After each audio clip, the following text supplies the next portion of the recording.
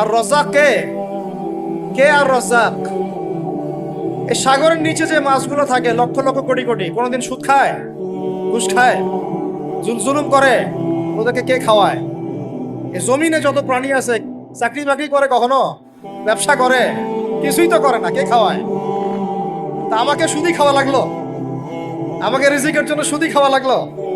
হ্যাঁ, আমাকে খুশি খাওয়া, আমাকেই খাওয়া লাগলো? আমাকেই দুর্নীতি করতে হইলো? আল্লাহ পাক আমাদেরকে বুঝ দান করে না।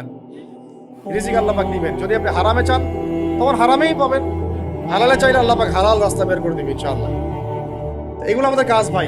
একদিন দুই দিনের মাহফিল করে আমরা সব কায়েম করতে পারবো না। তারপরে আমাদের পরিবারের আদর্শ ঠিক করতে হবে, পরিবারের মেয়েদেরকে পর্দায় রাখতে হবে, সবাইকে সৎ কাজে আদেশ করতে হবে, অন্যায় কি করতে হবে? নিষেধ করতে হবে, দাওয়াতের কাজ করতে হবে, আলেমদের সহবতে থাকতে হবে, উম্মাকে ঐক্যবদ্ধ করার চেষ্টা করতে হবে। তারপরে ইনশাআল্লাহ দিনের জন্য কিছু করা যাবে। ঠিক আছে কথা? আল্লাহ পাক আমাদেরকে বুঝার তৌফিক দান করে। এখন আসেন ভাই, ওই 15টা পয়েন্ট আমি আপনাদেরকে বলি, এই 15টা মাথায় ঢুকান। এটা ভুলে যাবেন না, আজকে সব ভুলে গেলাম, ঠিক আছে? রমাজানের প্রস্তুতি নাম্বার 1, আমার সেটা বলেন। রমাজানের প্রস্তুতি নাম্বার 1 হচ্ছে যত দুনিয়াবি কাজ আছে সেই কাজগুলোকে কমিয়ে ফেলবো। দুনিয়াবি কাজগুলো কি করব? মানে দুনিয়াবি যত কাজ, যত ব্যস্ততা যা আছে এগুলোকে কমায় নিয়ে আসবো, যাতে রমজান মাসে আমাকে বেশি বাইরে দুনিয়াবি প্রয়োজনে বাইরে বের হইতে না, বেশি ব্যস্ততা আমাকে দুনিয়ার জন্য না করতাম।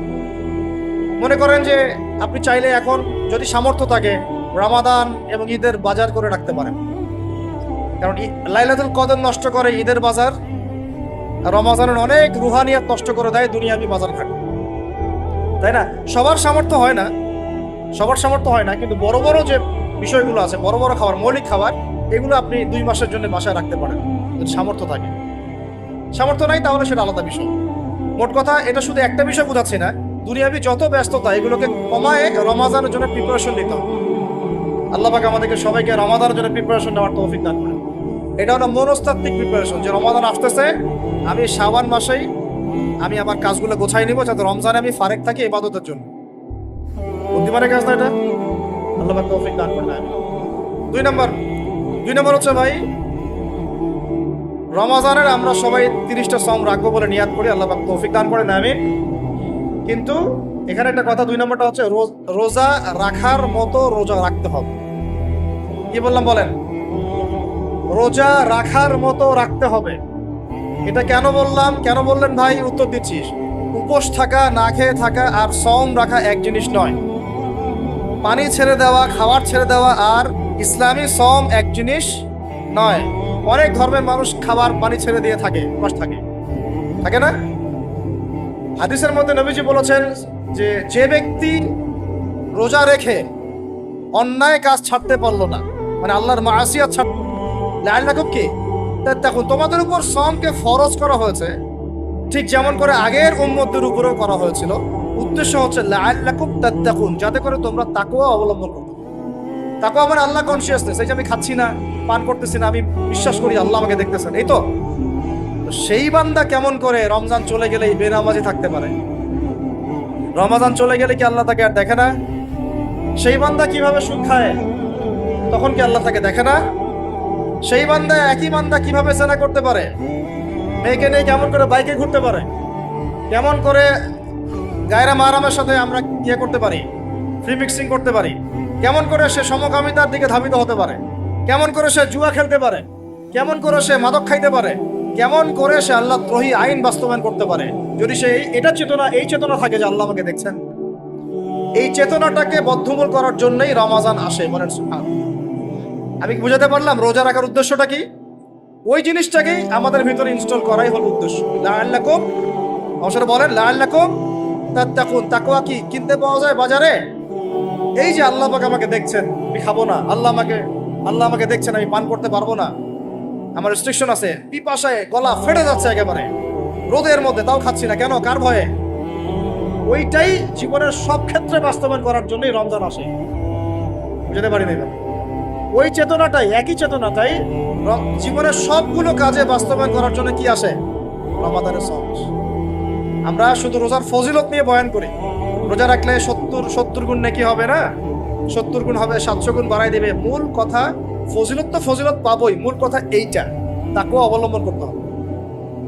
আল্লাহ পাক আমাদেরকে তৌফিক দান করেন। কয়টা বলছি বলেন ভাই? দুইটা মনে থাকবে।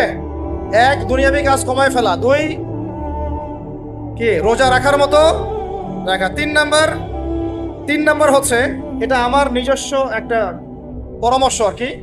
3 নাম্বার হচ্ছে, রোজা রাখার জন্য আমাদের সাহারি করতে হয়, ইফতার করতে হয়। এই তো আল্লাহর ওয়াস্তে সাহারি এবং ইফতারে মুসলমানের মতো খাবার খাবেন, জানোয়ারের মতো খাবার খাবেন। সাহারি এবং ইফতার এই দুটোতে কি খাবেন? মুসলমানের, মুমিনের মতো খাবার খাবেন, জানোয়ারের মতো খাবার খাবেন। আল্লাহ পাক বোঝার তৌফিক দান করুন। মানে আমরা কিন্তু সাহারিতে কি করি জানেন? 7 পেট খাই। কয় পেট? নবীজি বলেছেন, খাবে পেটের 1 ভাগ খাবার, 1 ভাগ পানি, 1 ভাগ, আবার বলি 1 ভাগ খাবার, 1 ভাগ পানি, 1 ভাগ। কার পেট খালি আছে এখন খাওয়ার সময় খাওয়ার টেবিলে? আমাদের ওস্তাদরা বলেন, যে মুসলিম উম্মাহ, আমাদের ওস্তাদরা বলেন, যে মুসলিম উম্মাহ খাবার টেবিলে হেরে গেছে, সে কখনো জিহাদের মাঠে জিততে পারবে না। বুঝতে পারেন নাই? বুঝতে পারলাম না? যারা খাওয়ারের টেবিলেই হেরে গেছে, এখানেই তো আপনি সুন্নাহ মাফিক খাইতে পারতেছেন না, প্রবৃত্তির কাছে হেরে গেলেন, গপ গপ গপ গপ করে খাচ্ছি 7 পেট ভর্তি করে। এখানে তো খাবারের সামনেই হেরে গেলাম, প্রবৃত্তির সামনে। সে আবার কাফেরদের সাথে জিতবে কেমনে? জিতবে? আগে নিজের প্রবৃত্তির উপর জিহাদে তো জিততে হবে। আমার মন চাচ্ছে না করি, করবো না, এটার নাম জিহাদ। এটাও জিহাদ। মন চাচ্ছে সুদ খাই, একটু খাবো না, এটার নাম কি? জিহাদ। মন চাচ্ছে নামাজ না পড়ি, ঘুমায় থাকি, মন চাচ্ছে না, মন বলতেছে ঘুমাই ঘুমাই ঘুমাই, কিন্তু নামাজ পড়তে হবে। এই যে উঠলাম, ওযু করলাম, গেলাম, এর নাম কি? এটাও এক প্রকার কি? বরং নফসের সাথে জিহাদটা অনেক বড় জিহাদ বলা হয়েছে, বলা হয় নাই? এটা মানুষকে শক্ত করবে। একটা মেয়ে সেটা প্রেম করতে মন চায়, করবো না, ওকে দেখবো না, যাবো না কাছে, এটা এটা শক্ত থাকার নাম কি? এটা মনে নফসের সাথে কি বুঝেন? আল্লাহ পাক আমাদেরকে নফস শক্ত করার তৌফিক দান করেন। তো ভাই, খাবার ইফতারেও এভাবে 7 পেট খাবেন না, সারিতেও খাবো না, কথা করি তো ইনশাল্লাহ। শোনেন, পরিমিত খাবেন, পুষ্টিকর খাবার খাবেন। পরিমিত খাবেন কিন্তু পুষ্টিকর খাবার খাবেন, তাহলে যথেষ্ট হবে ইনশাল্লাহ। আর এখনকার যে খাবার, এতে বেশিরভাগই ভেজাল। যত বেশি খাবো তত দ্রুত অসুস্থ হবো। তো এই যে আমরা দিন দিন যে দুর্বল হয়ে যাচ্ছি, বুঝতে পারতেছেন না আপনারা? এটা দিন দিন যে আমরা আগের জেনারেশনের মতো শক্ত না। আমাদের দাদারা, তার দাদারা যেরকম স্ট্রং ছিলেন, আমাদের ইয়াংরাও কিন্তু অত স্ট্রং। একটা ইয়াং ছেলেকে আপনি এখন 50 বছরের একজন মুরব্বীর সাথে পাঞ্জা লাগায় দেন, পারবে না, ওই চাচাই জিতবে। এটার কারণ হচ্ছে ভেজাল খাবার, ভেজাল পরিবেশ, ভেজাল সবকিছু। আমরা যা খাচ্ছি বেশিরভাগই বিষ। আর আল্লাহর কসম, এগুলো মনিটর করার দায়িত্ব সরকারের, এগুলো মনিটর করার দায়িত্ব প্রশাসনের। এদেরকে মোবাইল কোর্টের আওতায় নিয়ে এসে একদম 1 বছরের জন্য ঢুকাইতে ভিতরে। আইনের সঠিক প্রয়োগ হলে এমনি সিধা হয়ে যাবে। বাঙালিদেরকে শুধু মিষ্টি মিষ্টি কথা বলে কাজ হবে না, মাঝে মাঝে কঠিন শাসন লাগে। বড় বড় কান্ট্রিগুলো আপনারা দেখে আসেন, মনে করেন রাস্তায় ড্রাইভিং এর সীমা দেওয়া আছে 100 কিলো, ওরা যদি 110 120 চালায়, কেউ কিচ্ছু বলবে না, কোনো ট্রাফিক পুলিশও নাই। মোবাইলে একটা মেসেজ চলে আসবে যে তোমার এই 1500 রিয়াল 2000 রিয়াল জরিমানা করা হয়েছে। দিবানা ড্রাইভিং লাইসেন্স বাতিল, ওটা বাতিল তো হবেই, 6 মাসের জন্য জেল খাটবে, বাপ বাপ করে টাকা দিয়ে আসবে। টাকা না দিলেও আর ভয়ে চালাবে না, বাবারে বাবা একবার 1500 রিয়াল খাইছি, আবার খাওয়া যাবে। আইন শুরু থাকলে হয় না, আইনের একদম কঠোর বাস্তবায়ন থাকতে হবে। এই জিনিসটা যদি থাকে, দেখবেন সমাজ ঠিক হয়ে গেছে। আল্লাহ পাক আমাদের সবাইকে কথাটা মন থেকে বোঝার তৌফিক দান। আমরা কি কারো শত্রু? আমরা সবার শুভাকাঙ্ক্ষী। যদি এই জিনিসটা শক্তভাবে বাস্তবায়ন করা যায়, দেখবেন খাবারের ভেজাল এমনি বন্ধ হয়ে গেছে। মানুষকে মেরে ফেলতেছে খাবার দিয়ে, আর 3 দিনের বাসি তেল দিয়ে রান্না করছে, বললো একদম টাটকা রান্না, খেয়ে ফেলে। এই যে কোলেস্টেরল বেড়ে গেল, ক্যান্সার হচ্ছে। গরু ইঞ্জেকশন দিয়ে ফুলায় ফাপায় মোটা তাজা করে ফেলায়, করে নাই? কি অবস্থা মানুষের বুদ্ধি! চালের মধ্যে এটা মিশাচ্ছে, ডালের মধ্যে ওইটা মিশাচ্ছে, পানির মধ্যে কি মিশাই দিচ্ছে, ড্রেনের পানি বলতেছে মিনারেল ওয়াটার। হ্যাঁ, ডাব খাবেন, ডাবের পানি আগে ইঞ্জেকশন দিয়ে বের করে ফেলাইছে, আগে খাই ফেলছে, অল্প একটু বাকি আছে, ওটার দাম ঢাকাচ্ছে 150 টাকা। নিচ থেকে উপর পর্যন্ত আমাদের সমাজে খালি প্রতারণা চলতেছে। এই কারণে আমাদের উপর থেকে আল্লাহর রহমত দিন দিন উঠে যাচ্ছে। আমাদেরকে সতর্ক হওয়া উচিত, আমাদেরকে সৎ হওয়া উচিত। সৎ হইতে পয়সা লাগে না, সৎ হইতে পয়সা লাগে? সবাই যার যার জায়গা থেকে ভালো হয়ে যায়, কিচ্ছু করা লাগবে না ইনশাআল্লাহ। আপনি মাদক খায়েন না, কেউ জোর করে মাদক খাওয়াবে? আপনি নিজে সুদ খায়েন না, কেউ জোর করে সুদ খাওয়াবে? এখানে কেউ মাদকের দোকান দিল, আমরা খাই না, ও দোকান নিয়ে চলতে পারবে না? টামটোপলা বাঁধে চলে যাবে, কি করবে? যাইতে বাধ্য সে। আমরা খাইলে সে ব্যবসা করবে। আল্লাহর ওয়াস্তে আমরা কোনো রকম প্রতারণার কাছেও যাব না, হারামের কাছেও যাব না, এবং অন্যকে আমরা প্রতারিত করবো না ইনশাআল্লাহ। বাজার মার্কেটে একটা অনেক জটিল বিষয়। রমজান মাস আসলেই দেখবেন দাম বাড়া শুরু হয়েছে। এখনই অসাধু ব্যবসায়ী যারা, ওরা রেস্টোর করে ফেলাইছে, ওরা আবার সিন্ডিকেট করে ফেলবে যে এই দামের বাইরে যাবে না। তখন আবার দেখবেন যে সরকার বিপাকে পড়ে গেছে, দাম আর কন্ট্রোল করতে পারতেছে না, তখন ভর্তুকি দেওয়া লাগতেছে, আবার ওদেরকে আইনে আনা লাগতেছে। মানে আমরা নিজেরাই ঠিক নাই। কারা ঠিক নাই? আমরা নিজেরাই ঠিক নাই। এই কারণেই তো আমরা, মানে আমাদের সমাজের উপর থেকে আল্লাহ পাকের রহমত, বরকতটা উঠে যাচ্ছে দিন দিন। আপনি দেখে নিয়েন, যে পণ্যের দাম এখন 200 টাকা, রমজান মাস আসলে দেখবেন 250 টাকা 300 টাকা বাড়াই দিচ্ছে। এটা ব্যবসায়ীরা করবে, অনেকেই, অনেক অসাধু ব্যবসায়ী করবে, অনেকেই করবে, এখনো চলতেছে। আমাদের বাংলাদেশে এমন কিছু নাই যেটা উৎপন্ন হয় না। আমরা যদি আমাদের এখানে সঠিক জাকাত ভিত্তিক অর্থনীতি থাকতো, সততা থাকতো, ইনসাফ থাকতো, আমানত থাকতো, আমাদের জিনিস আমরা খেয়ে শেষ করতে পারতাম না, এরপর বাকিটা রপ্তানি করতে পারতাম। অনেক কথা ভাই, এগুলো অর্থনীতির বিষয়, আরেকদিন কথা হবে চল। রমজানে আসছে যেহেতু, এতটুকু নসিহত করি। 3 নম্বর, যে ভাই আমরা এমন ভাবে খাবো না যে খাওয়ার মনে হয় জানোয়ারের খাওয়া। ঠিক আছে ভাই? পুষ্টিকর খাবার খাবো, কিন্তু পরিমাণে কম। কম বলতে কি একবারে কম না, আপনার প্রয়োজন অনুযায়ী 3 ভাগ করে, 1 ভাগ খাবার, 1 ভাগ পানি, 1 ভাগ ফাঁকা, সুন্নাহ অনুযায়ী। আল্লাহ পাক তৌফিক দান করেন, আমিন। 4 নাম্বার হচ্ছে রমাদান মাস মানেই কোরআন। রমাদান মাস মানে কি? এই রমজানে আমরা সবাই বেশি থেকে বেশি কোরআন তেলাওয়াত করবো ইনশাআল্লাহ। কারা কারা পারি হাত তুলি? আলহামদুলিল্লাহ, হাত নামান। সবাই পারেন কোরআন তেলাওয়াত? মাশাআল্লাহ, মাশাআল্লাহ। এটাই তো চাই, বাংলাদেশের ঘরে ঘরে প্রত্যেক ব্যক্তি যেন কোরআন তেলাওয়াত করা জানে। এটাই তো আমরা চাই। এমন যদি হয় যে 100% মানুষ কোরআন তেলাওয়াত করতে পারে, 16 কোটি মুসলিম, দিন কায়েম হয়ে যাবে ইনশাআল্লাহ, ইনশাআল্লাহ, ইনশাআল্লাহ। ভিতরে কাজগুলো করেন, আল্লাহ পাক তৌফিক দান করেন। তো ভাই, কোরআন আমরা রমজানে বেশি থেকে বেশি পড়বো ইনশাআল্লাহ ভাই, ঠিক আছে? যারা পারি না, একটা লিমিট ফিক্স করি, কমপক্ষে দিনে 1 পারা, দিনে কমপক্ষে 1 পারা, তাহলে 30 দিনে 1 খতম হবে। ওকে, আরো বেশি পারি 2 পারা, তাহলে 2 খতম হবে। আরো বেশি পারি 3 পারা। এমন আমাদের ইমামদের যুগে, আমাদের 4 ইমামদের যুগে, সলফে সালেহিনদের যুগে প্রতিদিনই 1টা করে খতম দিতেন তারা। সুবহানাল্লাহ। তাদের সময় আল্লাহ বরকত দিয়েছিলেন, সুবহানাল্লাহ। সারা রাত জেগে তেলাওয়াত করতেছেন, নামাজ পড়তেছেন, দিনের বেলা তেলাওয়াত করতেছেন। রমজান মাস হচ্ছে কোরআন নাজিলের মাস। এই মাসে যে হতভাগা কোরআন পড়তে পারলো না, তার জন্য আফসোস করা ছাড়া কিছু করার নেই। রমজান মাসে কোরআন আগে পড়বো, কোরআন শিখবো। না পারলে কি করবো? না পারলে 1 মাসে শিখবো, অন্যকে শেখাবো, কোরআনের দার্স দিব, কোরআনের মাহফিল হবে, কোরআনের তাবলীগ হবে, কোরআন নিয়ে আলোচনা হবে ইনশাআল্লাহ। আমরা জানবো কোরআনের মধ্যে কি আছে। এটা জানার সবচেয়ে উত্তম মাস হচ্ছে কি? রমাদান। আল্লাহ পাক তৌফিক দান করেন, আমিন। যারা আমরা আরবি জানি টুকটাক ভাঙাচোরা, তারা আমরা এটার অর্থ পড়বো ইনশাআল্লাহ।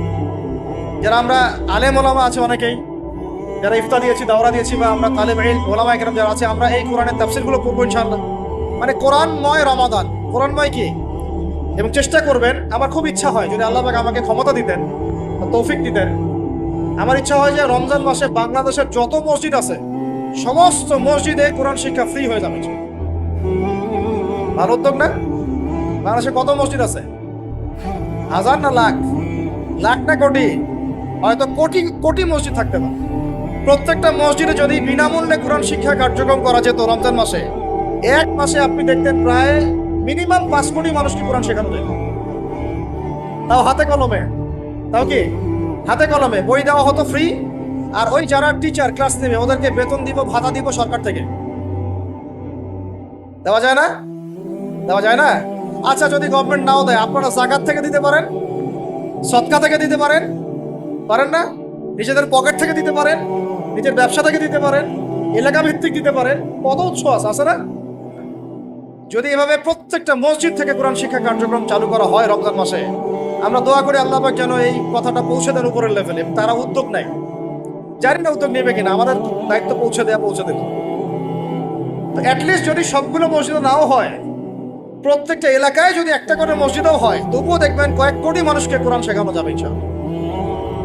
কোরআন ছাড়া এই জাতিকে আপনি ফিরাতে পারবেন না। কোরআন ছাড়া এই যুবকদেরকে মাদক থেকে ফেরানো যাবে না। কোরআন ছাড়া এই যুবকদেরকে জেনা থেকে ফেরানো যাবে না। এই টিকটক প্রজন্ম হয়ে এরা নষ্ট হয়ে গেছে, শেষ হয়ে গেছে। বাংলাদেশে আশঙ্কাজনক হারে এখন সমকামিতা বাড়তেছে। আশঙ্কাজনক হারে এখন জেনা, ব্যভিচার, পরকীয়া এগুলো বেড়ে গেছে। মাদক দ্রব্যের কি ছয়লাভ, এই যে গুন্ডামি, মাস্তানি, ছিনতাই কারা করতেছে? যারা ইয়াং ছেলে পেলে এরা করতেছে। এদেরকে ফিরাইতে হইলে কোরআন ছাড়া কোনো গতি নাই। আইএমএ জাহেলিয়াতের সেই মানুষগুলো কোরআনের আলোয় শ্রেষ্ঠ মানুষে পরিণত হয়েছে।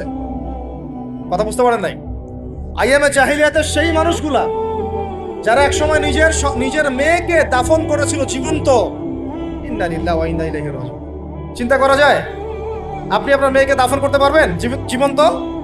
পারবেন? বলেন। এরকম মানুষ যারা এই কাজ করেছিল, তারা কোরআনের সংস্পর্শে এসে সোনার মানুষে পরিণত হয়েছে। এই কিতাব আল্লাহ পাক নাজিল করেছেন ওই ঘরের উপরে উঠিয়ে রাখার জন্য না, মাঝে মাঝে বের করবো, ধুলা মুছবো, চুমু খাবো, রেখে দিব, এই জন্য না। বাবা মারা গেছে, খুললাম, পড়লাম, সব বক্সায় দিলাম, এই জন্য না। শুধু এই কিতাব আল্লাহ পাক নাজিল করেছেন যেন আমরা হৃদয়ে ধারণ করি। কোথায় ধারণ করি? হৃদয়ে ধারণ করবো তো তখনই যখন আমি বেশি তেলাওয়াত করব, বেশি বেশি পড়বো, সবাইকে পড়াবো, শেখাবো। আল্লাহ পাক আমাদের সবাইকে কোরআনের বিপ্লব ঘটানোর তৌফিক দান করেন। আমিন। তো প্রিয় ভাইরা, 4 নম্বর কাজ, কোরআন শিখবো, পড়বো, শেখাবো, দার্স দিব। কোরআনের একদম বিপ্লব। রমজান মাসে ইনশাআল্লাহ কোরআনময় রমাদান হবে ইনশাআল্লাহ। রমজান মাসে অন্য কোনো বইও পড়ার দরকার নেই, প্রয়োজন। কোরআন পড়েন, হাদিস পড়েন আর কোরআন পড়েন। কোরআন এবং হাদিস, অন্য কোনো বই, বিষয়ভিত্তিক বই পড়ার দরকার নেই। আর অ্যাটলিস্ট এক মাস আপনি না পড়েন। এরপরে আসি 5 নাম্বার। একটু বড় হয়ে যাচ্ছে যদিও, আমি সংক্ষিপ্ত করে বোঝাচ্ছি, শুনেন। 5 নাম্বার হচ্ছে রমাদান মাসে, একটু ধৈর্য ধরেন। রমাদান মাসে আমরা ফরজ ইবাদতগুলোকে সর্বোচ্চ গুরুত্ব দিব ইনশাআল্লাহ। যেমন সবার আগে কি? সালাত। এই একটাই বল, সালাত। সালাত নাই, ইসলাম নাই। সালাত নাই, সে ব্যক্তি মুসলিম না। সোজা কথা শুনেন, সালাত অস্বীকার করে সে ব্যক্তি মুসলিম না। নবীজি বলছেন, মান তারাকা সালাতান মুতাআম্মিদান ফাকাদ কাফারা। কেউ যদি ইচ্ছা করে সালাতকে অস্বীকার করে, ছেড়ে দেয়, সে ব্যক্তি কি হয়? কাফারা, কুফরি করে। সালাত না পড়ার কারণে ইমামগণ বলেছেন তাকে মুসলমানদের কবরস্থানে দাফনও করবা না। কোন ইমাম বলেছেন তাকে জানাজাও দিবা না। কোন ইমাম বলেছেন তাকে জেলখানায় বন্দী করে রাখবা।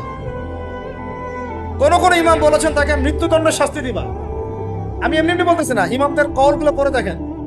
নামাজ না পড়াটা যেমন তেমন পাপ না তো, ইচ্ছা হইলে পড়লাম, ইচ্ছা হইলে পড়লাম না, এমন না। যারা নামাজি তারাও যদি নামাজে সচেতন না হয়, তাদের জন্যও শাস্তি আছে। নাউযুবিল্লাহ। ফাওয়াইলুল লিল মুসাল্লিন আল্লাযীনা হুম আন সালাতিহিম সাহুন আল্লাযীনা হুম ইউরাউনা ওয়া ইয়ামনাউনাল মাউন। এখানে বলা হচ্ছে মুসল্লিদের জন্য দুর্ভোগ, যে মুসল্লিরা নামাজ সম্পর্কে গাফেল, উদাসীন, আবার যে নামাজ পড়ে এবং এই যে ছোটখাটো সাহায্য করতে অস্বীকৃতি জানায়, সূরা মাউন পড়েন। তাহলে মুসল্লিদের জন্য গাফেলতির যদি শাস্তি হয়, তাহলে যারা পড়ে না ওদের কি হবে? মা সালাকাকুম ফি সাকার। জাহান্নামে যখন ঢুকানো হবে, এই ফেরেশতারা জিজ্ঞাসা করবে, কিসে তোমাদেরকে জাহান্নামে নিয়ে আসলো? কি পাপ করছিলা? তারা বলবে, তখন তারা বলবে, ক্বালু, তারা বলবে, ওই জাহান্নামীরা বলবে, লাম নাকু মিনাল মুসাল্লিন।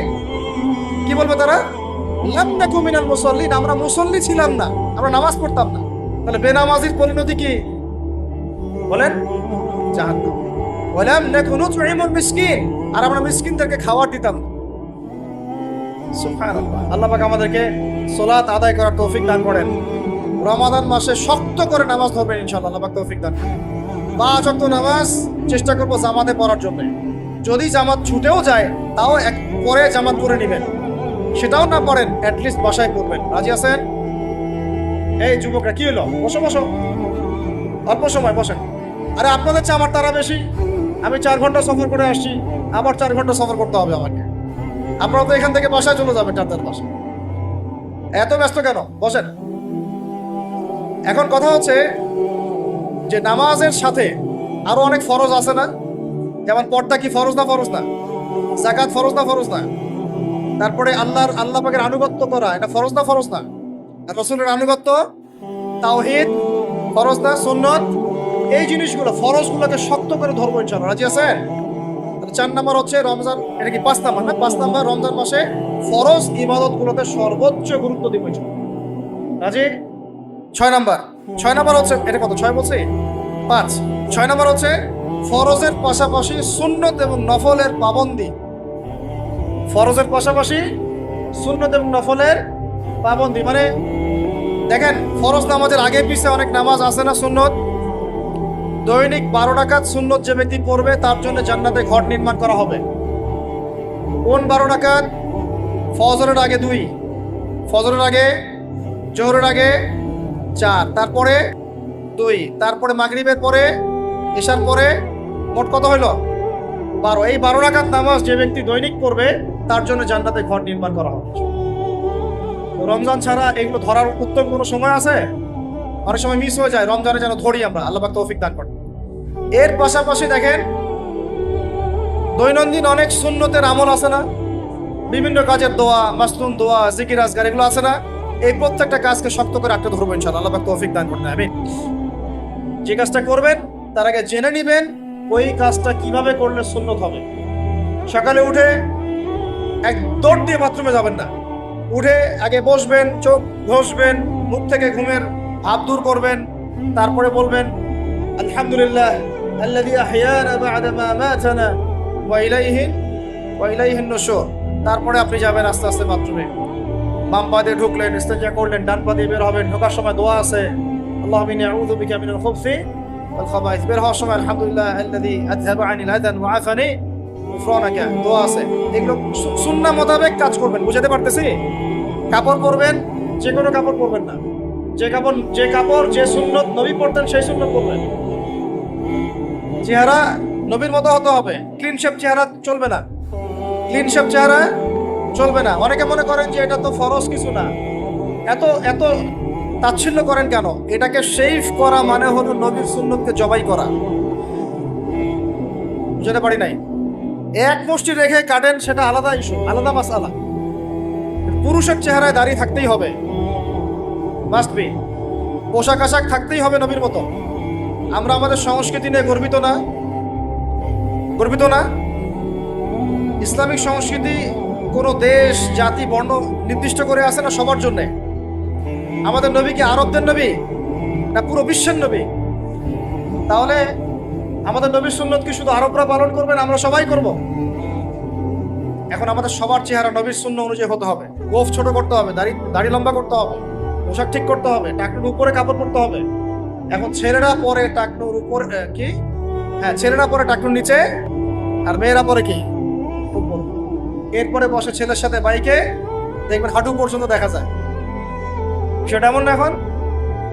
হুজুর আপনারা দেখেন না? আমরা দেখি না, আপনারা দেখান। আমরা কি করি না? আমরা দেখি না, বরং আপনারা দেখান। দেখালে আমরা চোখটা শোনাই বলি আউযু বিল্লাহি মিনাশ শাইতানির রাজিম। চোখে বললে আমরা কি বলি? আউযু বিল্লাহি মিনাশ শাইতানির রাজিম। এখন আসেন আমাদের পোশাক আশাক, কথাবার্তা, চলাফেরা, আমল, খাওয়া, ঘুম, ব্যবসা বাণিজ্য যা আছে, রাজনীতি, অর্থনীতি, সমাজনীতি, সবকিছু নবীর সুন্নাহ মাফিক ঢেলে সাজাতে হবে। রাজি কিনা? রমজান মাসে এটার নিয়ত করা যাবে ইনশাআল্লাহ। ইনশাআল্লাহ আল্লাহ পাক তৌফিক দান করেন, আমিন। কয়টা বলছি ভাই? 6টা। 7টা? 6টা। 7 নাম্বার আসেন ভাই। 7 নাম্বার হচ্ছে আমরা কোনো অবস্থায় হারাম কোনো রিজিকে যাব না। রাজি? রোজা রাখতেছেন, ইবাদত করতেছেন, নামাজ পড়তেছেন, তারাবি পড়বেন, অনেক কিছু করবেন। এবার এদিকে রিজিকে সুদ, এদিকে রিজিকে ঘুষ, রিজিকে এখানে দুর্নীতি, এখানে করাপশন, এখানে মাপে কম দেওয়া, একটা ইবাদতও কবুল হবে না। হারাম রিজিক থাকলে বিশ্বাস করেন, আমি এমনি কথা বলতেছি না। নবী সাল্লাল্লাহু আলাইহি ওয়াসাল্লাম বলেছেন ইন্নাল্লাহা তাইয়্যিব লা ইউকবালু ইল্লা তাইয়্যিব। আল্লাহ পবিত্র ছাড়া গ্রহণ করেন না, কবুল করেন না। মুসাফিরের দোয়া আল্লাহ ফিরাই দেন না। সেই মুসাফির যদি হারাম খায় সেই দোয়াও কবুল হচ্ছে না।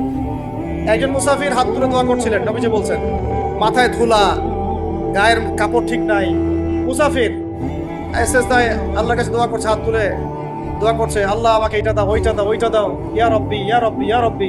নবীজি বলছেন এই ব্যক্তি যদিও মুসাফির, কিন্তু কিভাবে তার দোয়া কবুল হতে পারে? তার পানীয়টা হারাম, তার খাবারটা হারাম, তার পোশাকটা হারাম। যেতে পারছে ভাই? এমনিতে মুসাফিরের দোয়া কবুল হয়। 3 ব্যক্তির দোয়া আল্লাহ ফিরাই দেন না। কয় ব্যক্তি? এক নাম্বার হচ্ছে মুসাফির, 2 নাম্বার হচ্ছে কি সন্তানের জন্য পিতামাতার দোয়া, আর 3 নাম্বার কি মাজলুমের দোয়া। মাশাআল্লাহ, আপনারা জানেন ভালোই। মাজলুম মানে কি? যার উপর জুলুম করা হয়, যার উপর জুলুম করা হয়েছে। আমরা এখন কিন্তু সবাই মাজলুম, তাই না ভাই? পুরো মুসলিম উম্মাহ এখন মাজলুম। ইনশাআল্লাহ এই অবস্থা থাকবে না। ইনশাআল্লাহ জালেম যেখানে জুলুম করবে পতন হবে। সমস্ত জালেমদের পতন বিশ্ব থেকে হবে ইনশাআল্লাহ। এটা সময়ের ব্যাপার। কিসের ব্যাপার? আল্লাহ পাক পরীক্ষা করছেন আমাদের। ইসরায়েল সারা জীবন বোম মারতে থাকবে না ইনশাআল্লাহ তাআলা। ফিলিস্তিনের মা বোনরা এভাবে ধর্ষিত হবে না ইনশাআল্লাহ। একদিন ওই বাচ্চারা বড় হবে, ওরা যুদ্ধ করবে ইনশাআল্লাহ। এই ভাইরা যাদেরকে মারা হচ্ছে, এই লীলা খেলা চলবে না ইনশাআল্লাহ। ইনশাআল্লাহ তাআলা এই হাদিসের উপর বাস্তবায়ন হবে। কোন হাদিস? নবীজি বলেছেন লা তুকাতিলুনাল ইয়াহুদ, তোমরা অবশ্যই এই জালেম ইহুদিদের সাথে যুদ্ধ করবেই। ওয়ালা তাকতুলুনহুম, তোমরা অবশ্যই এদেরকে হত্যা করবেই। এমন কি ওরা পাথরের পিছনে লুকালেও হাত্তা ইয়াকুলুল হাজার ওয়াশ শাজার, পাথর গাছ কথা বলা শুরু করবে। ইয়া মুসলিম, হে মুসলিম সৈন্য, ইন্না ওয়ারাইল ইয়াহুদ তাআল ফাকতুলহু, আমার পিছনে ইহুদি লুকিয়ে আছে, ভয়ে লুকাইছে, আসো একে হত্যা করো। কে বলবে? পাথর গাছ কথা বলবে। এটা গাল গল্প রূপ কথা না। এখন যা দেখতেছেন এগুলো চিরস্থায়ী নয়। কথা প্রসঙ্গে চলে আসলো, 3 ব্যক্তির দোয়া আল্লাহ পাক ফেরত দেন না। মাজলুম, সন্তানের জন্য পিতামাতার দোয়া এবং মুসাফিরের দোয়া। কিন্তু যদি রিজিক হারাম হয় তাহলে হবে না। তাহলে আমাদের নসিহত নাম্বার কত? এটা 7। আমরা কোনো অবস্থায় হারাম রিজিকে সম্পৃক্ত হব না। রোজা রেখে তো মোটেই না। এবং এটা চর্চা করবো যাতে করে আমরা হারাম থেকে বেঁচে থাকতে পারি। ঠিক আছে ভাই? 8 নাম্বার হচ্ছে আমরা রমজান মাসে সবার যাকাতগুলো দিয়ে দিব ইনশাআল্লাহ। যাকাত যাদের ফরজ হয়েছে আল্লাহর রাস্তায় যাকাত দিয়ে দেন। যাকাত দিবেন না, এটাও জাহান্নামে যাওয়ার অন্যতম কারণ। ওই সম্পদগুলোকে এভাবে গলানো হবে, গলিয়ে মুখে, গালে, পার্শ্বদেশে, চামড়ায় লাগিয়ে দেওয়া হবে। নাউজুবিল্লাহ। সূরা তওবায় আছে এটা। কোন সূরায়? তওবায়। যাকাত দিতে হবে। কেউ যদি যাকাতকে অস্বীকার করে সে কাফের হয়ে যাবে। কেউ যদি যাকাতকে অস্বীকার করে কি হয়ে যাবে? কাফের হয়ে যাবে। কেউ যদি মনে করে নামাজ ফরজ, নামাজ মানি, যাকাত মানি না, কি হয়ে যাবে? কাফের হয়ে যাবে। এখন আমার কথা হচ্ছে ইসলামী অর্থনীতির মূল ভিত্তি হচ্ছে যাকাত। যাকাত যদি ঠিকঠাক মতো দিতেন বাংলাদেশে একটা দরিদ্র মানুষও খুঁজে পাওয়া যায় না। এটা গাল গল্প না, এটাই বাস্তবতা। কিন্তু আমরা সেটা বাস্তবায়ন করতে পারছি না। আমার কথা শুনেন ভাই, বাংলাদেশে এমন অনেক মানুষ আছে, হাজার হাজার, যাদের যাকাত যদি আপনি কালেক্ট করতে পারেন সমাজে একটা দরিদ্র মানুষ খুঁজে পাওয়া যাবে। এমন একজন মানুষের যাকাত দিয়ে আপনি একটা গ্রামের মানুষকে খাওয়াইতে পারবেন। মিলসের মালিক যাকাত দেয় না, গার্মেন্টসের মালিক অনেক যাকাত দেয় না, ফ্যাক্টরি মালিক যাকাত দেয় না, অনেকে কানাডায় বাড়ি ঘর করতেছেন, এখানে যাকাত দেন না। আছে না এরকম? যাকাত না দিলে ইসলামের খুঁটি থেকে নাম কাটা পড়ে গেল। ইসলামের ভিত্তি কয়টা? 5টা না? তাওহীদের পরে কি সালাত না? সালাতের পরে কি? যাকাত। তারপরে না রমাদান এবং হজ, তাই না বিষয়টা? আল্লাহ পাক আমাদেরকে ইসলামের এই 5টা পিলারের অন্যতম পিলার যাকাতের উপর আমল করার তৌফিক দান করেন। কয়টা বললাম ভাই? 8টা। 9 নাম্বার হচ্ছে যাকাত যাদের ফরজ হয় না। আচ্ছা, যাকাত সম্পর্কে 2টা কথা। যাকাত কিন্তু সোনারও যাকাত আসে, রূপারও যাকাত আসে, এই গবাদি পশুরও যাকাত আসে, আবার কৃষি জমিরও কিন্তু যাকাত আসে। কৃষি জমির ফসলের কি হয়? যাকাত আসে। ওটাকে ওসর বলা হয়। আমরা অনেকে এটা জানিও না। ওলামায়ে কেরামদের সাথে পরামর্শ করবেন আপনার সম্পদের যাকাত আসছে কিনা, এটা নিসাব পরিমাণ হলে বের করে ফেলবেন। আল্লাহ পাক আমাদেরকে যাকাতগুলো বের করার তৌফিক দান করেন। আচ্ছা, আর যাকাত দিবেন এমন জায়গায় যেখানে দিলে দিনের খেদমত হচ্ছে। ইন্নামা সাদাকাতু লিল ফুকারা ওয়াল মাসাকিন ওয়াল আমিলিনা আলাইহা ওয়াল মুআল্লাফাতি কুলুবুহুম, আয়াত আছে না? ওয়া ফির রিকাব এটা সূরা তাওবায় আছে না? সূরা তাওবার 60 নম্বর আয়াত। কত নম্বর? 60। সূরা তাওবার কত নম্বর? এই সূরার 60 নম্বর আয়াতে যাকাতের 8টা খাত বর্ণিত আছে। এই যে কোনো খাতে আপনি দিতে পারেন, তবে আমার পরামর্শ দ্বীনের রাস্তায় ফি সাবিলিল্লাহ এগুলোতে যাকাত দিলে ভালো হবে, আত্মীয়দেরকে দিলে ভালো হবে, মিসকিনদেরকে দিলে ভালো হবে। আল্লাহ পাক তৌফিক দান করুন। তো এটা হলো 8। 9 নম্বর হচ্ছে 9 না 8? 8 শেষ হলো। 9 নম্বর। 9 নম্বর যাকাত ছাড়াও আমরা বেশি বেশি দান সদকা করব। রমজানে বেশি বেশি সদকা করবেন, বেশি বেশি সদকা। মানে সদাকার এমন ক্ষমতা আছে যে আপনার তাকদিরে মনে করেন একটা বিপদ লেখা আছে, মনে করেন তাকদিরে একটা বিপদ আছে, আপনি এখানে সদকা করছেন, সদকা করছেন, এই সদাকার ওসিলাতে আল্লাহ পাক আপনার এই বিপদটা দূর করে দিতে পারে।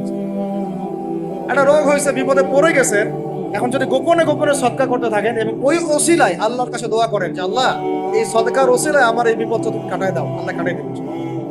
সদকার এমন ক্ষমতা আছে, তবে এটা ঢাকঢোল পিটায় না, যত পারেন গোপনে গোপনে। হ্যাঁ, প্রকাশ্যেও দেওয়া যায়, গোপনে দেওয়া উত্তম। গোপনে দেখি উত্তম, প্রকাশ্যেও দেওয়া যাবে, কোনো সমস্যা নেই। আমরা সদাকা দিব বেশি বেশি চেষ্টা করবো আত্মীয়র হক দেওয়ার, আত্মীয়দেরকে দেওয়ার জন্য। প্রতিবেশী, আমাদের সমাজের ইয়েতিম, আমাদের সমাজের বিধবা, আমাদের সমাজের মিসকিন, ভালো ভালো জায়গায় সদকা করবেন।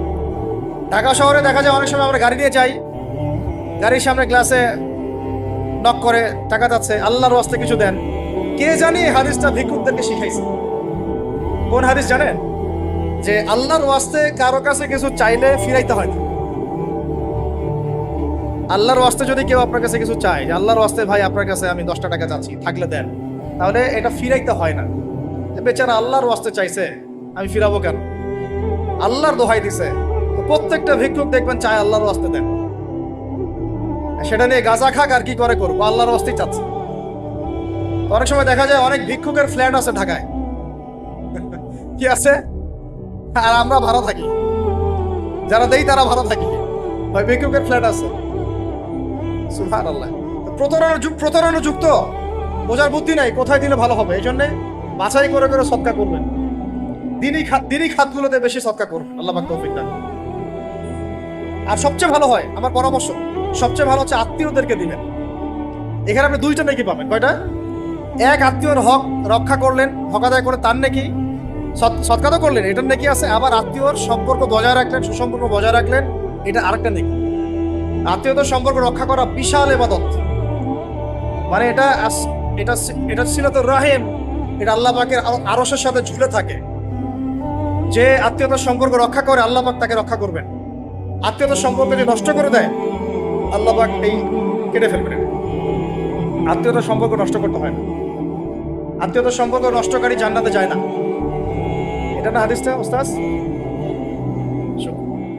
লা ইয়াদখুলুল জান্নাতা কাতিউর রহমি, মানে আত্মীয়তার সম্পর্ক, রক্তের সম্পর্ক যারা কাতি মানে কেটে ফেলে তারা জান্নাতে যাবে না। তো প্রিয় ভাইরা, আমরা আত্মীয়তার সম্পর্ক রক্ষা করবো ইনশাআল্লাহ। আর আত্মীয়দের মধ্যে সবাই একরকম হয় না, এক এক মানুষ এক এক বুঝের।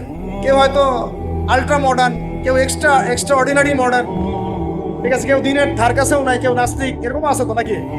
তা আপনি সৌজন্যমূলক সম্পর্ক বজায় রাখেন। সালাম কালাম বিনিময়ে আসলে মেহমানদারি করা, সৌজন্যমূলক সম্পর্ক কি করবেন? বজায় রাখেন। আল্লাহ পাক আমাদেরকে বোঝার তৌফিক দান। কটা বলছি? 8 না 9? 9টা। 10 নম্বর হচ্ছে ভাই, রোজা রেখে বেশি বেশি ইস্তেগফার করবেন। কি করবেন বলেন? রোজা রেখে বেশি বেশি ইস্তেগফারের সবচেয়ে ছোট্ট বাক্যটা হচ্ছে আস্তাগফিরুল্লাহ ওয়া আতুবু ইলাইহি। কি বললাম বলেন? আস্তাগফিরুল্লাহ ওয়া আতুবু ইলাইহি। এইটুকু পারা যাবে না? দিনে কমপক্ষে 100 বার। কতবার? দিনে কমপক্ষে 70 বার বা 100 বার। দিনে কমপক্ষে 70 বার বা 100 বার। আরো বেশি পারলে আরো ভালো। ওই যে হিসনুল মুসলিম একটা বই আছে না, বা কিতাবুজ জিকির, কিতাবুদ দোয়া, আল আসকার, এমন অনেক বই পাওয়া যায়। এই বইগুলো কিনবেন, ওখানে দেখবেন অনেক জিকির আজকার দেয়া আছে, দৈনন্দিন জিকির আজকার দেয়া আছে, তাসবিহ তাহলিল দেয়া আছে, সকাল সন্ধ্যার মাসনুন দোয়াগুলো দেয়া আছে। এগুলো মুখস্থ করেন। কিছু হলেই হুজুর দোয়া করে দেন, হুজুর ফুদিয়ে দেন, হুজুর পানি পরা দেন।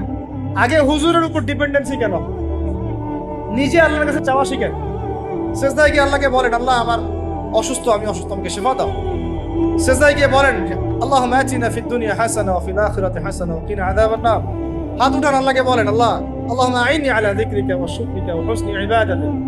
আল্লাহকে বলেন, ইয়া শাফি, ইয়া আল্লাহ, ইয়া রহমান, ইশফিনি, আমাকে শেফা দান করেন।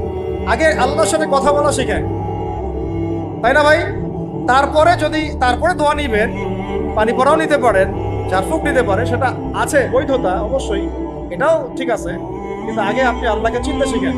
বেশি বেশি রোজা রেখে ইস্তেগফার করবেন, আল্লাহ পাক তৌফিক দান করে দেয়, আমিন। একটা বইয়ের নাম বলেছে হিসনুল মুসলিম, আল আজকার, কিতাবুদ দুআ, এরকম অনেকগুলো বই আছে বাজারে। এগুলো কিনে বাসায় মুখস্থ করার চেষ্টা করেন, আল্লাহ পাক তৌফিক এনায়েত করেন, বলি আমিন। কয়টা বললাম? 10টা। 11 নাম্বার, আসলে আমার মার্কিংটা উল্টা পাল্টা তো বুঝতে পারতেছি, ঠিক আছে? 11 নাম্বার হচ্ছে, শোনেন, 11 নাম্বার হচ্ছে, দেখেন, কোরআন খুলবেন, দেখবেন প্রথমে রোজার প্রসঙ্গ যেখানে আসছে, কুতিবা আলাইকুমুস সিয়াম, সেখানে আগে আসছে সিয়ামের কথা, তারপরে আসছে শাহরুর রমাদান আল্লাযী উনজিলা ফীহিল কুরআন, কোরআনের কথা, তারপরে আবার আসছে ওয়াইদা সাআলাকা ইবাদি আন্নী ফাইন্নী করিব, দোয়া করার কথা। সুবহানাল্লাহ, কিসের কথা? প্রথমে আসছে রোজা রাখার কথা, তারপরে কোরআনের কথা, তারপরে আল্লাহর কাছে কি করার কথা? দোয়া করার কথা। যখন আমার বান্দারা তোমাকে জিজ্ঞাসা করে, যে আমার সম্পর্কে জিজ্ঞাসা করে, ওয়াইদা সাআলাকা ইবাদি আন্নী, বলো ফাইন্নী করিব, আমি কাছেই আছি, উজিবু দাওয়াতাদ দাঈ ইযা দাআন, দোয়াকারী যখন দোয়া করে আমি তো দোয়া শ্রবণ করি। সুবহানাল্লাহ। ফালইস্তাজিবু লি ওয়াল ইউমিনু বি, আমি তার দোয়া শুনি, অতএব সেও যেন আমার কথা শুনে, সুবহানাল্লাহ, এবং আমার প্রতি ঈমান নিয়ে আসে। তাহলে রোজা রেখে বেশি বেশি কি করব বুঝে ফেলছেন? কি বলেন? দোয়া করবেন। কোরআনের পরে কিসের কথা আসছে? রোজাদারের দোয়া ফেরত দেওয়া হয় না। দোয়া কবুল হওয়ার অন্যতম একটা অস্ত্র হচ্ছে রোজা রেখে দোয়া। কেমন করে ফেরত দিবে? আল্লাহর জন্য আমরা না খেয়ে আসি, তাই না? আল্লাহ পাকের মায়া হবে না, দয়া হবে না? আমার বান্দা না খেয়ে আছে, আমার বান্দা পানি ত্যাগ করছে, আমার বান্দা স্ত্রী সহবাস ত্যাগ করছে, হালালগুলো ছেড়ে দিয়েছে আমার জন্য, তা আমি কেন তার দোয়া? অবশ্যই আল্লাহ পাক উপযুক্ত মনে করলে দোয়া কবুল করবেনই করবেন ইনশাআল্লাহ। দোয়া করার পদ্ধতি জানতে হবে, হারাম খাওয়া যাবে না, শিরক করা যাবে না, বেদাত করবো না, ইনশাআল্লাহ। দোয়া করার আগে আল্লাহর প্রশংসা করব, নবী সাল্লাল্লাহু আলাইহি ওয়াসাল্লামের প্রতি দরুদ পড়ব, ঠিক আছে? দোয়া কবুলের সময়গুলো বেছে বেছে দোয়া করব, ইনশাআল্লাহ দোয়া কবুল। আল্লাহ পাক আমাদেরকে রোজা রাখা অবস্থায় বেশি বেশি দোয়া করার তৌফিক দান করুন। কটা হচ্ছে? 11। 12 নাম্বার হচ্ছে রমজান মাসে তারাবির নামাজ জামাতে পড়ব। কি বললাম বলেন? রমজান মাসে সালাতুত তারাবি জামাতে পড়ব। এখন আমি আরো 3টা কথা বাড়াই দিচ্ছি, কেউ হজম করতে পারলে করেন, যদি না করতে পারেন, বদহজম হয়ে যায়, কিছু করেন নাই। বদহজম যদি হয়ে যায়, পরে আমাদের সাথে মাদ্রাসায় এসে বসেন, কিতাবপত্র খুলে দেখাবো, কথা হবে ইনশাআল্লাহ, ঠিক আছে? অনলাইন গরম করার দরকার নেই। রমজান মাসে আমরা তারাবির নামাজ পড়বো ইনশাআল্লাহ জামাতে। কোথায়? জামাতে ইনশাআল্লাহ। 1। 2 নাম্বার, তারাবির নামাজ পড়বো 20 রাকাত। কত রাকাত? 20 রাকাত। আর যদি বলেন যে আমি ভাই কম পড়েন আপনি বাসায়, কোনো সমস্যা নেই, আপনি আপনার মতো করে বাসায় পড়েন, কোনো সমস্যা নেই। যদি ওমর রাদিয়াল্লাহু আনহু এর উপর আমল করে থাকেন, আমার আমল করতে কোনো সমস্যা নাই। যদি উসমান রাদিয়াল্লাহু আনহু 2 আযান চালু করে থাকেন, তাহলে আমার আমল করতে কোনো সমস্যা নাই।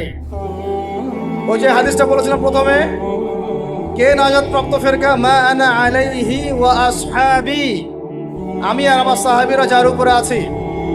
আরেকটা হাদিস কি?